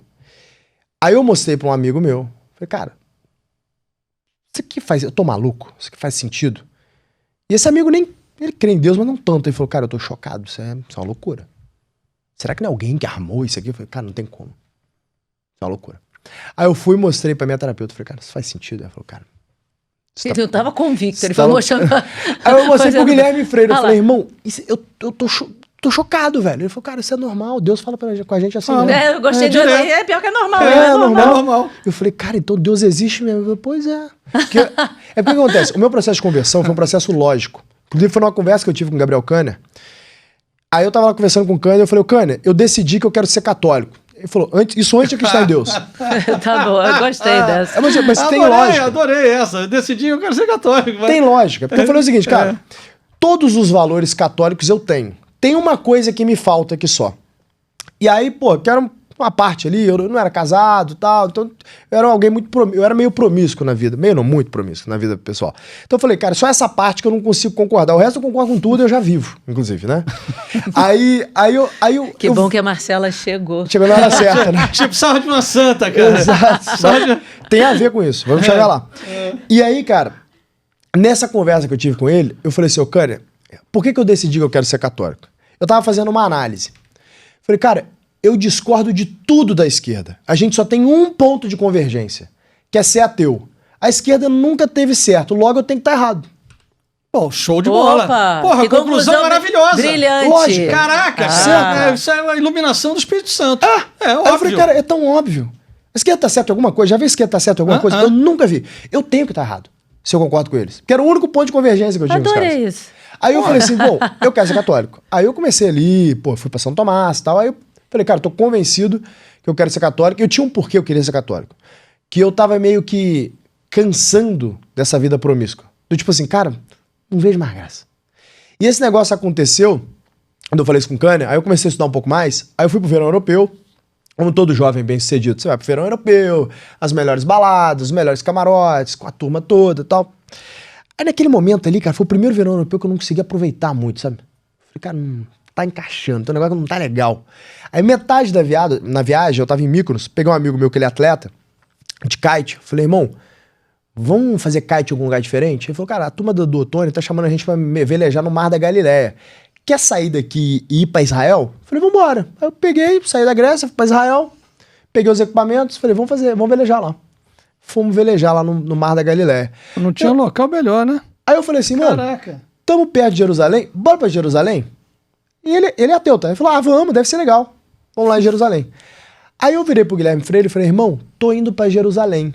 Faz um mapa do que eu deveria conhecer e tal. Até lá eu não tava convencido que Cristo existe não, tá? Eu gostava dos dogmas. Achava que nada mais é do que um conjunto de dogmas. Eu falei, cara, mal não faz seguir, logo bora seguir. Né? Só tem coisa boa seguindo o dogma católico. Aí eu faço lá o tour que o Guilherme escreveu pra mim. E o Guilherme muito atencioso, que ele nunca foi pra Israel. Então, com base em tudo que ele conhece profundamente a Bíblia, né? Ele é da obra, tal, tudo que ele conhece, ele falou, cara, vai aqui, faz isso, não sei o que, não sei o que lá. Fiz lá. Cheguei no Santo Sepulcro. Eu tenho um filme disso, esse meu amigo filmou. Quando eu chego no Santo Sepulcro, não sei se já foram lá? Já foi. Tem aquela pedra que deitaram Cristo. Sim. Eu me ajoelho naquela pedra, pego um terço, rezo, esfregando o terço assim, e eu peço a Deus, eu falo assim, Deus, algo do tipo, eu tô cansado dessa vida promíscua que eu tô levando. Se o Senhor existe mesmo, me faça realmente me apartar desse mundo e me faça encontrar uma esposa que eu ame e que eu queira me casar. Porque eu achava que eu não ia casar mais, assim. Eu falei, a cabeça de um ateu, que eu falei, cara, sou jovem, sou bem-sucedido, muita gente me conhece. Só tem downside ser casado, né? Pra mim tem que ter, upside é ser solteiro e viver várias experiências e tal. Não quero dar um grade. Eu vou fazer downgrade. Se eu casar, eu faço downgrade. Minha cabeça era essa. Completamente. É o oposto do que eu acredito hoje. Tem que ser. O oposto da verdade, certo? Então eu era um projeto do iluminismo também, né? Que é viver uma vida hedonista, certo? Viver de prazeres imediatos. O caminho difícil é ser casado, né? O fácil é viver isso aí. Aí, ali naquela oração, eu senti um negócio diferente assim mesmo, cara. Senti, toquei minha viagem. Eu cheguei no Brasil. Aí eu cheguei no Brasil no domingo. Sexta-feira eu conheci a Marcela. No dia que eu conheci a Marcela, eu não sei explicar. Eu só sei que eu nunca falei isso pra ninguém. Porque como eu sou uma pessoa pública, eu tenho muita preocupação da forma como eu relaciono com as mulheres. Porque isso pode dar um problema muito grande na vida de alguém, né? Claro. Principalmente sendo pessoa pública de direita. Então eu sempre tive muito cuidado. Eu nunca virei pra uma mulher e falei assim, eu quero casar com você, nem de brincadeira. A não ser aquelas que eu fui noivo e tal. Pensei que eu ia casar, mas não deu certo. A Marcela, eu conheci ela no primeiro dia, eu nem tinha beijado ela, eu falei assim, eu vou casar com você, eu tenho certeza absoluta. Ela deve ter achado que eu sou um maluco, né? Achou? Achou. Ela disse que achou. Ela disse que achou que você era Olha, maluco. mas você tá nos livros, porque quando eu vi a Kênia pela primeira vez, eu disse, eu vou casar com Ele você. falou isso pra mim. Não é? No mesmo Falou dia. isso E também. engraçado que assim, agora eu tenho ouvido isso direto. É. Os meus amigos casados, que são casados de verdade, não é esses casados fake que tem por aí. Os casados de verdade, eles falam assim, cara, eu também vi a minha mulher, eu sabia que eu ia casar com ela. Não, mas eu ainda fiz outra. Na hora que eu casei, que o padre disse... É porque levou 10 anos essa história. Aí o padre disse assim, que Deus uniu, o homem não separa, em nome do Pai, do Filho e do Espírito Santo. Aí eu olhei pra ela e falei, não te disse? Ele falou no altar isso. Que legal, cara. Pô, essa é... Mas eu acelerei, o meu foi 1 ano, cara. Você foi mais Não, rápido, tá vendo? parou. Ele foi mais rápido que Parou, você. parou. Não. Eu queria ter casado no dia, você levou 10 anos. É verdade, eu preciso dizer que é verdade. Bertaldinho era no dia. Fui eu que enrolei, Deus precisa falar muito comigo ainda. Exatamente, isso é outra história. Cara, mas foi incrível, porque, tipo assim, eu falei com a Marcela, eu vou casar com você. Eu tava nesse processo de namoro com a Marcela, mas ainda não tinha tanta certeza. Eu tava meio, cara, mas será? Será que é isso mesmo? Não sei se eu queria. Eu ainda não era tão católico. E aí teve esse episódio do e-mail, que veio uma confirmação que eu falei, cara, é Deus falando pra eu casar com ela. Pronto, e aí? Eu vou casar agora. Feito. E aí, porra, aí eu mudei, cara, como homem. Eu mudei da água pro vinho. De quem eu era, assim, sabe? E eu não mudei pela Marcela, eu mudei por Deus. Eu falei, Que é o melhor. É? Que é o melhor. Eu falo porque sempre senão pra ela, eu não falo, se cara, não tô fazendo sustenta. nada por você, tô fazendo por Deus. É meu compromisso com É. ele. E aí eu falei assim, cara, eu sou um cara que eu fui criado na disciplina, né? 4 gerações de militares na família. Meu bisavô militar, meu avô militar, meu pai militar, meu irmão militar. Sou o único homem que não é militar e fui treinado pra ser, né? E, inclusive era a minha vontade, ser militar. Eu falei, cara, eu sou disciplinado em tudo na vida. Tem um ponto aqui que eu não sou. Não é possível que eu não vou conseguir ser. E hoje eu sou.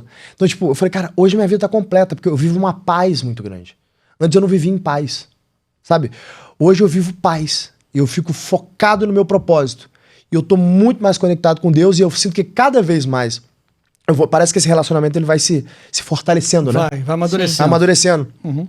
Cada vez mais que eu me fortaleço, mais minha relação com Deus, melhora minha relação com a esposa, melhora minha relação com os meus sócios, melhora tudo ao entorno, eu me torno um líder melhor, sabe? Tudo vai acontecendo, cara. Um casamento que não é feito assim, com essa conexão A três, com o céu, que é a 3, com Deus ali no centro, ele é aquele vinho que vira com gosto de vinagre. Faz sentido. Já o casamento que é feito nesses modos, vai virando aquele vinho que depois de 20 anos você bebe, cara, que vinho saboroso, cada vez melhor. que coisa cada vez melhor. O meu casamento fica cada vez melhor. Há duas isso. coisas importantes, além de tantas outras. A primeira delas é que o demônio está sempre de olho na sua família. Com certeza.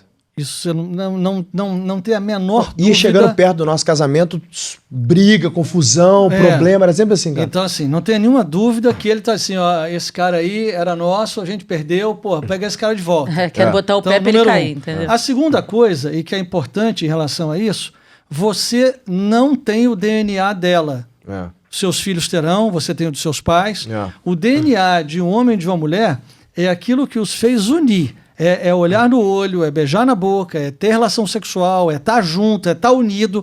Ali tem uma relação de DNA importante a se passar. Quando a gente vai abrindo mão disso e distanciando, vão virando 2 colegas, depois 2 inimigos. Faz sentido.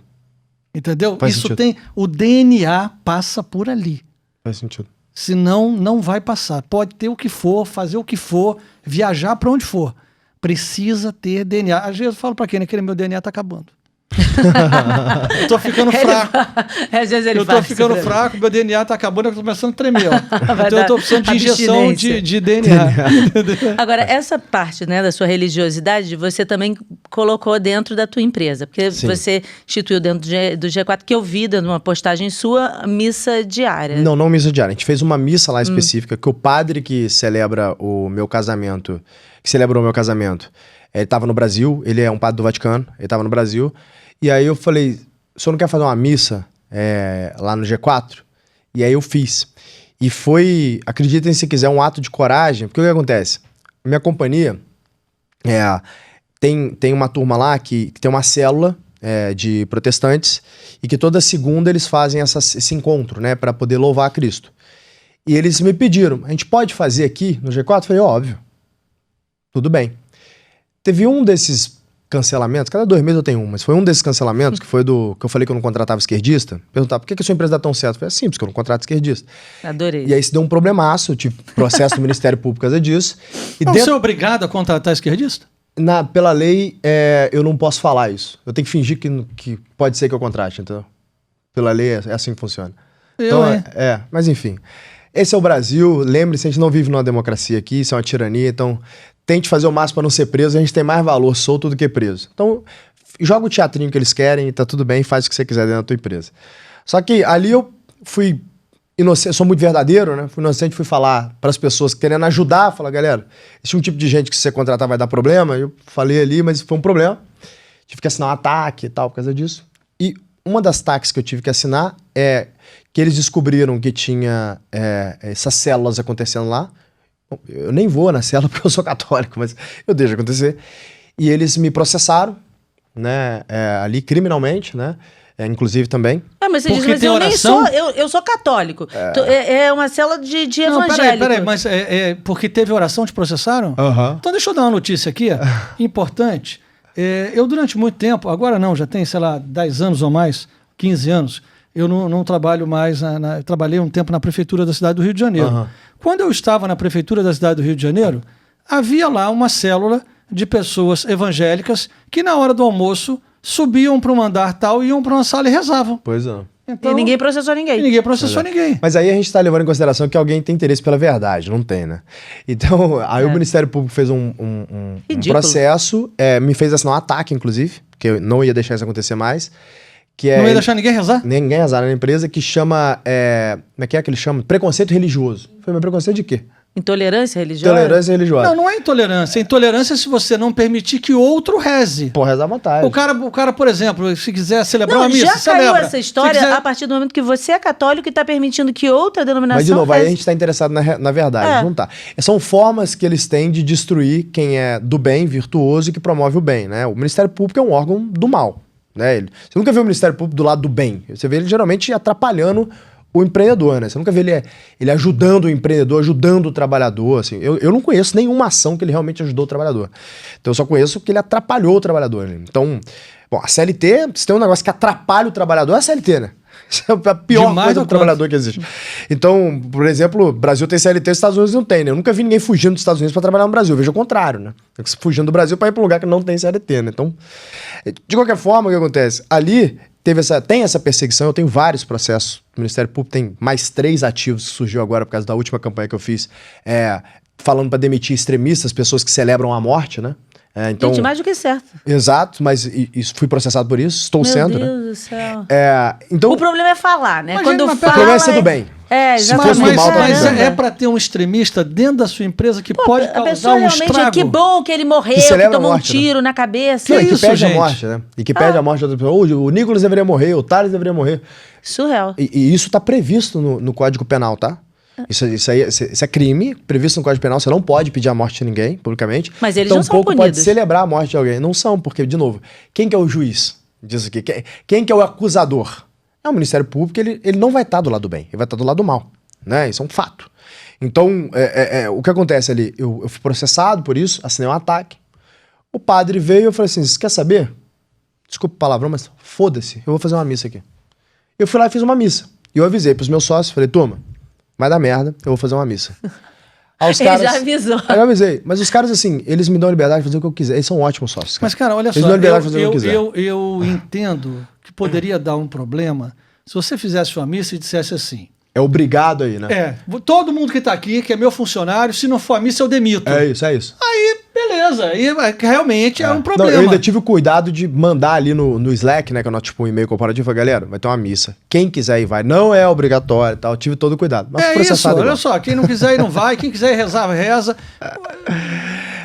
A história é a seguinte. Eu avisei pros meus sócios. Falei, galera, vai dar merda. E os meus sócios falaram assim, cara, você sabe o que você faz. Você quer comprar essa briga pra comprar. Né, faz aí, tudo bem, mais uma, mais uma, menos uma.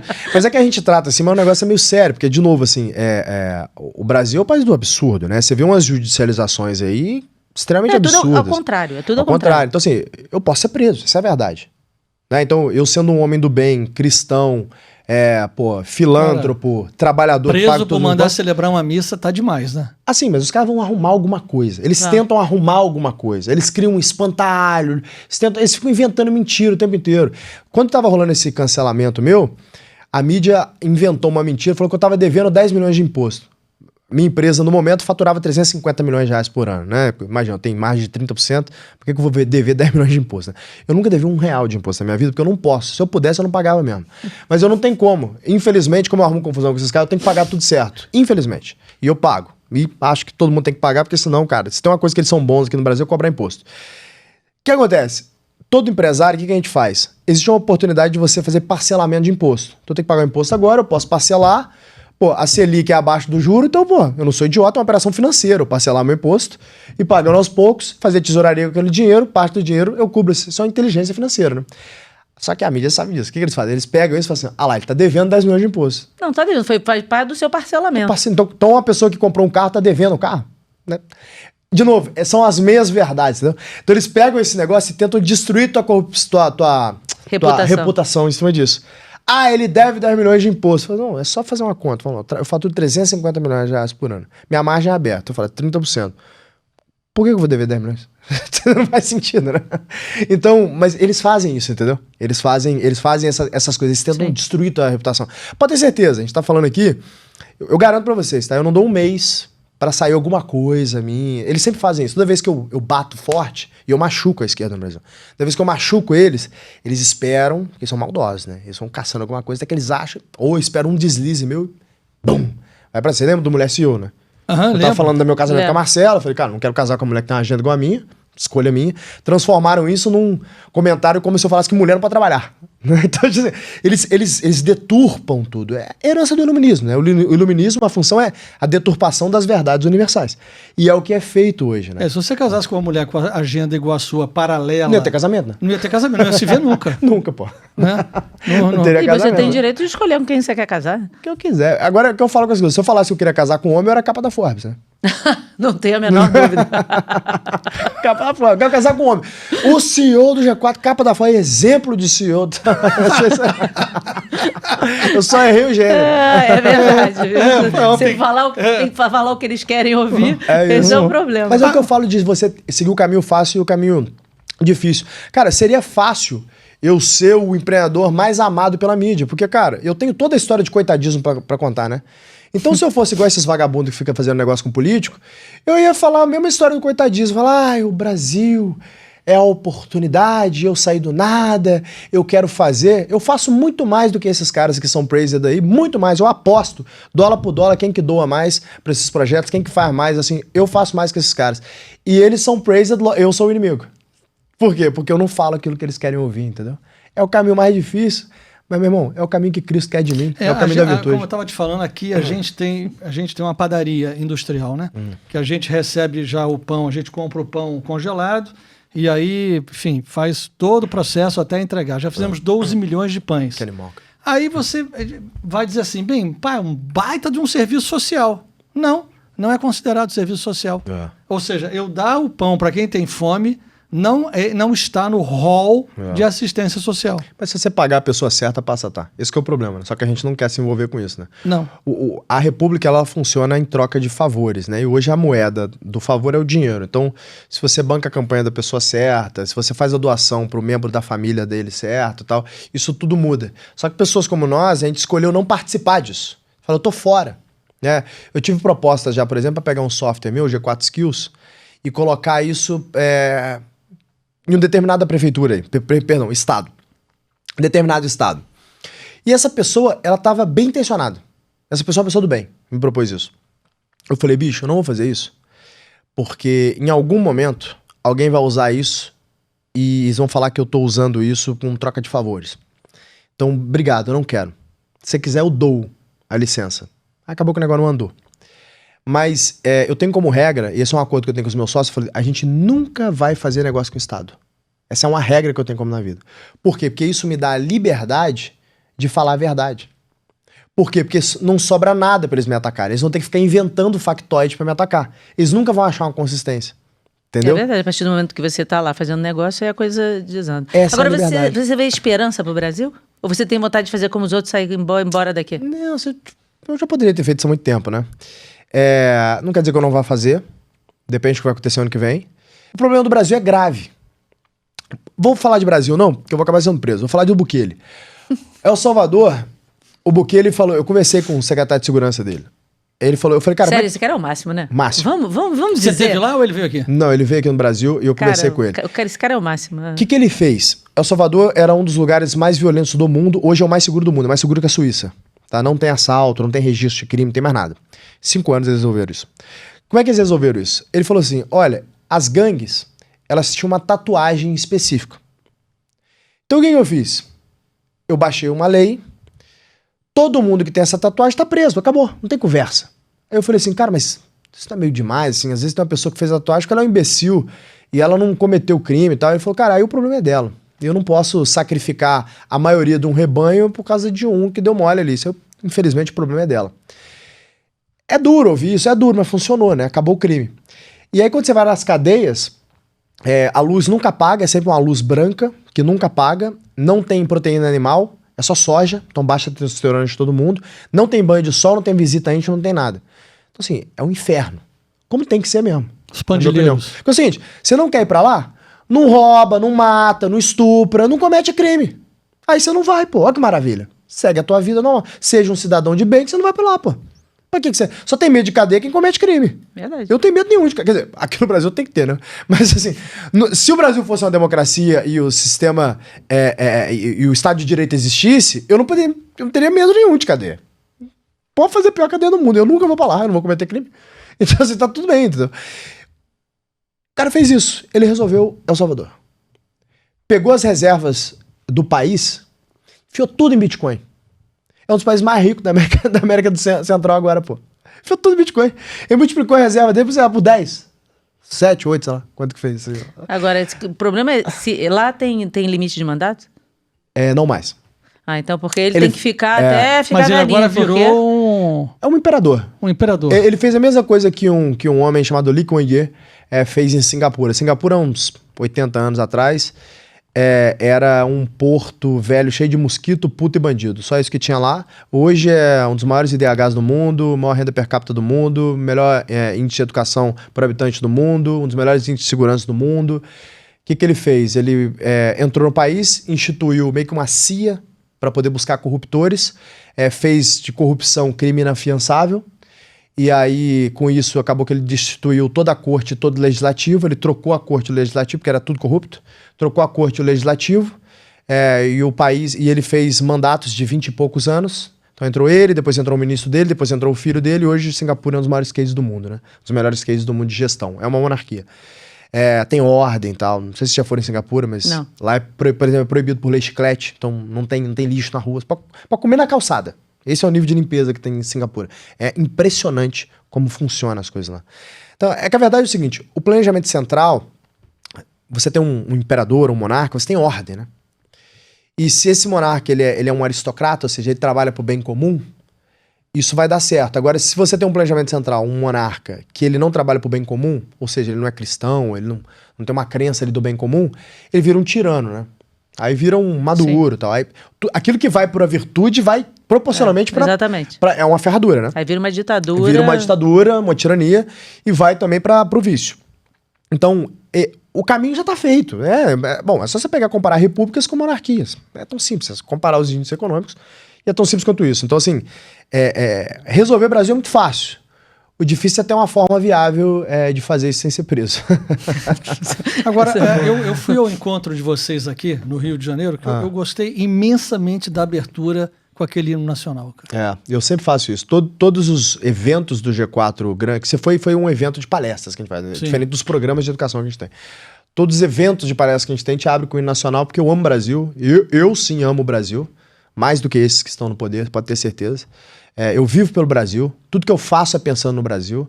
Eu não fui embora desse país ainda porque eu amo o Brasil. Eu perco dinheiro ficando no Brasil, essa que é a verdade. Eu poderia ser muito mais bem sucedido financeiramente se eu já tivesse mudado no Brasil. Porque o que eu faço aqui eu poderia fazer ganhando 10 vezes mais dinheiro nos Estados Unidos. Eu tenho acesso, Eu conheço a aristocracia americana, eu tenho amigos muito bem-sucedidos que têm negócios bilionários em dólar nos Estados Unidos, que me convidam para ir para lá, que falam, eu vou abrir as portas para você.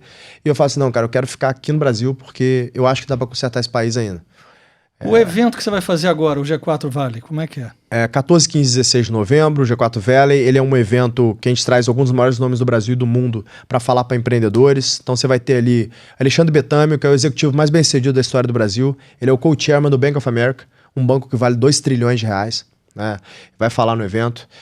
Você vai ter Fábio Coelho, que é o presidente da Google, falando no evento, no Brasil, CEO da Google. Né? Você vai ter Guilherme Benchimol, né, daqui do Rio, fundador da XP, presidente do conselho da XP, falando no evento.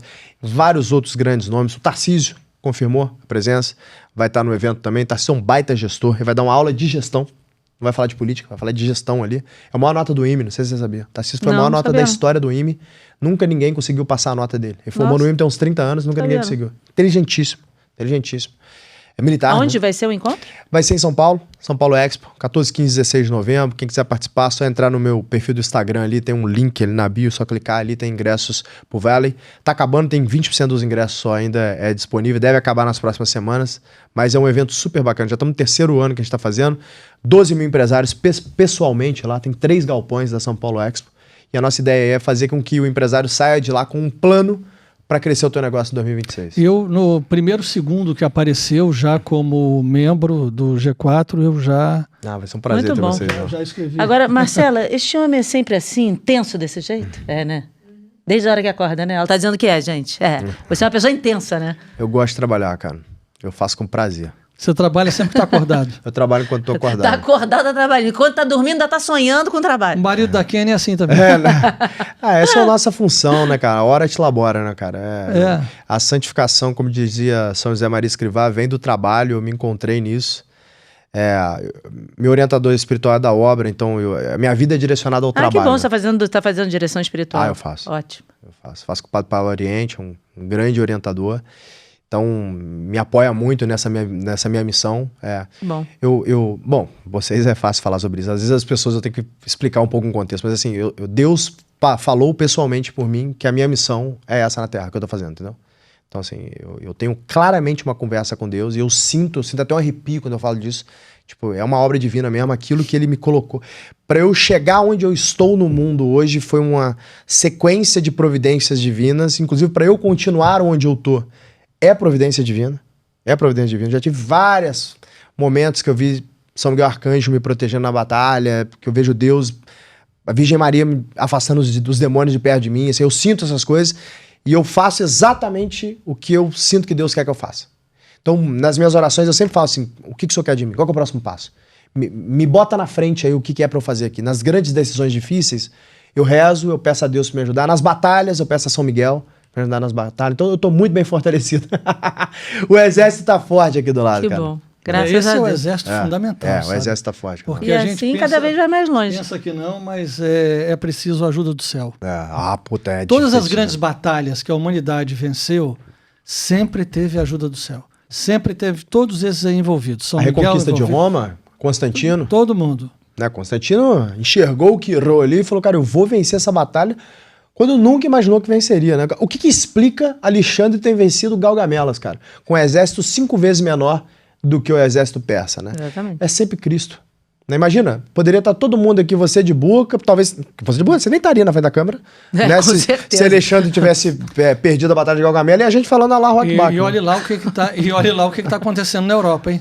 Que a gente vem anunciando, e você vai agora lá, chega numa rua, não pode passar na rua, que tá todo mundo rezando, nada contra quem queira rezar, mas a Europa tá virando inteiramente islâmica. De novo, é a piada, como diriam os franceses, Allahu Akbar, né?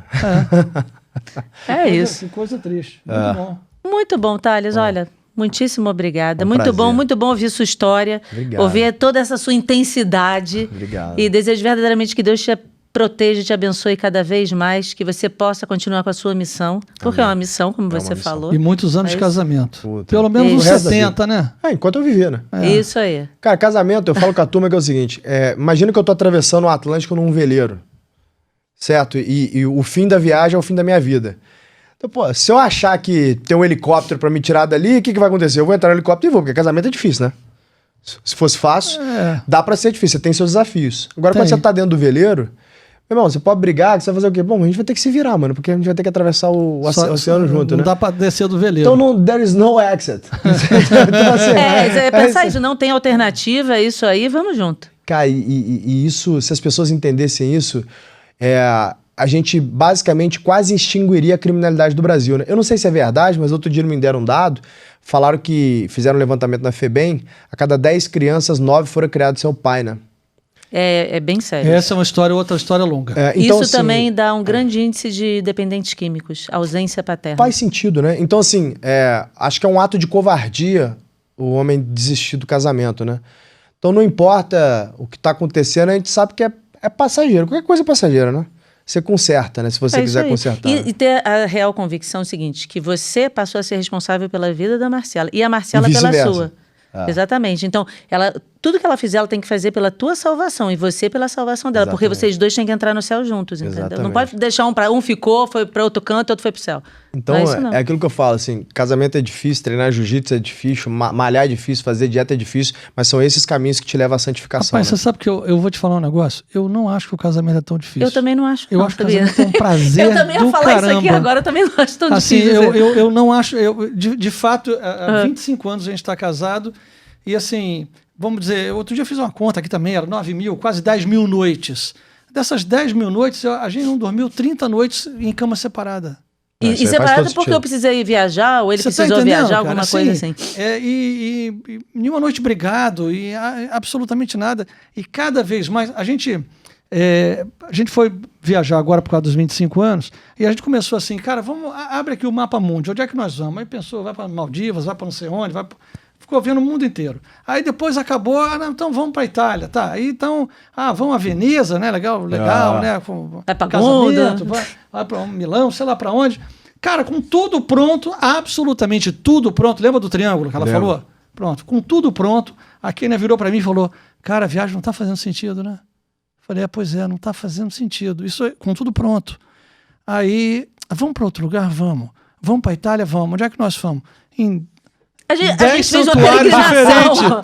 10 santuários diferentes. Mas é o que eu digo. Então, Deus falou assim, vocês me incluíram na viagem, agora eu vou presentear muito vocês. E eu vou te dizer... E tudo que aconteceu foi magnífico. Foi só a melhor viagem da vida. Foi muito bom. Cara. De verdade.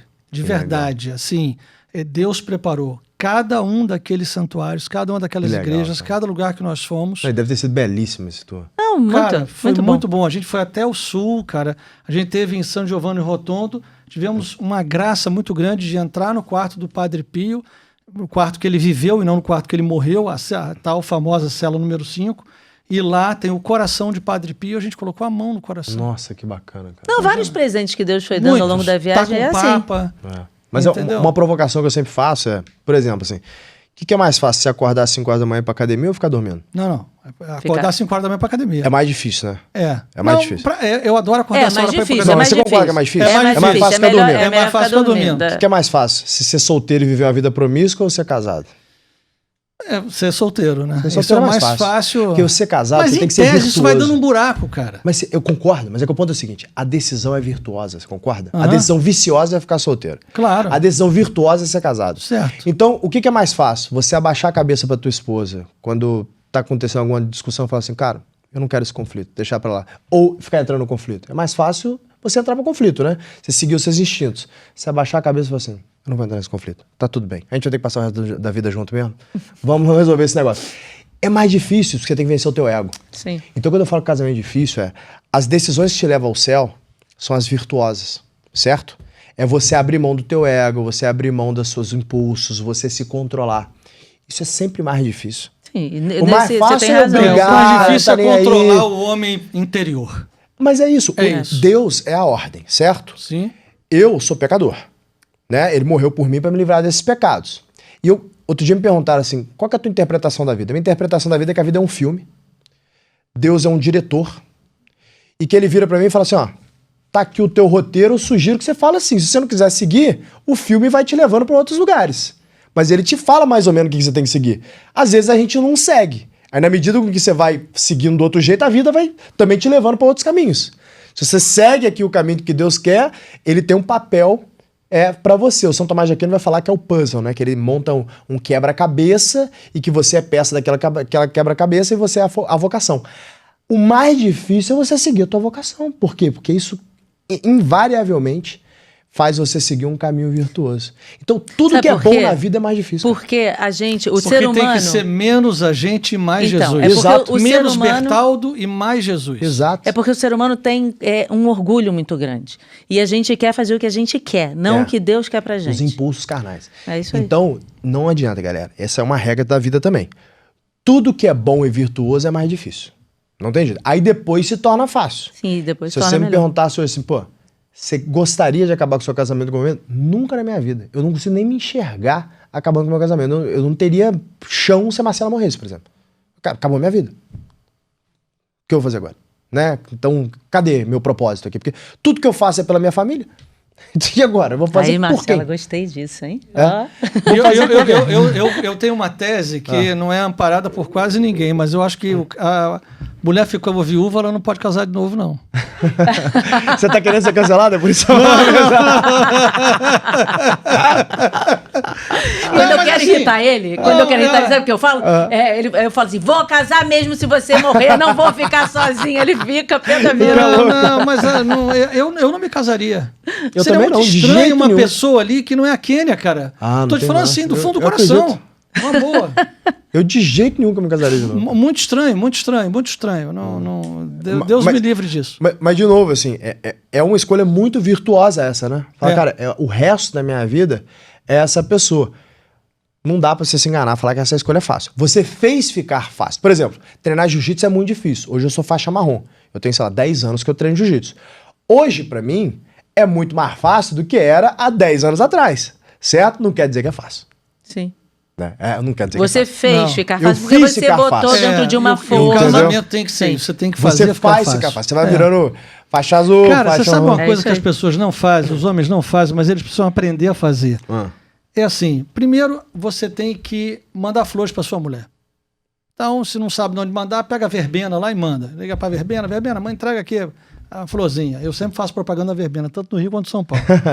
Gratuitamente. Gratuitamente, porque eu gosto... Conhece a verbena, não? Não conheço. Ah, meu irmão, então eu vou te dar o telefone. Tá bom. Tá certo? Bom, segunda coisa, aprenda a elogiar o dia todo.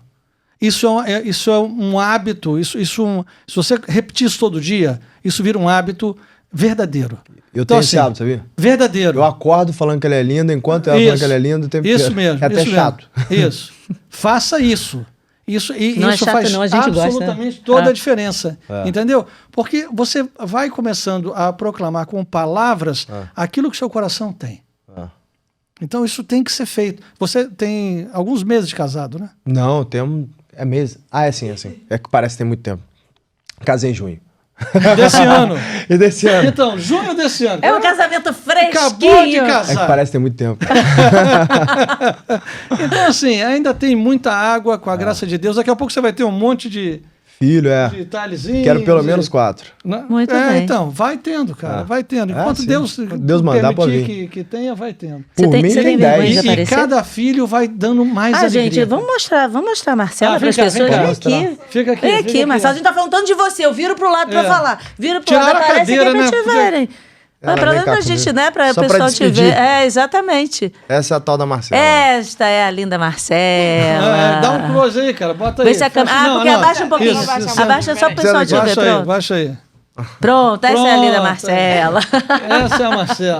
Muito bom, gente. Olha, bem. que vocês sejam muito felizes, muito cúmplices, façam muitas coisas juntos, rezem juntos, tenham muitos filhos, muitas bênçãos na vida de vocês.